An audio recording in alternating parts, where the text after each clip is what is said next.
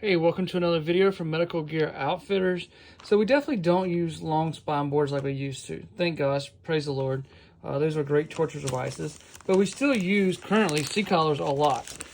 Just because someone's complaining neck and back pain, we put them on a C-collar and then put them in a position of comfort, normally like a 30, 40 degree angle, and have a nice day.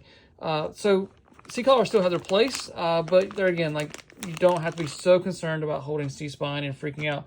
But what I like about this Necklite one is it is soft. So it doesn't have to be a super rigid collar. The collars are just to remind them not to remove their neck. If they're gonna have a spinal cord injury, it's gonna happen on a moment of impact, but this is just kind of comfort and help them not move their head. So this is soft, it's pliable, it's gonna move and adjust here to pressure points, things like that, to make it easier and more comfortable for the patient.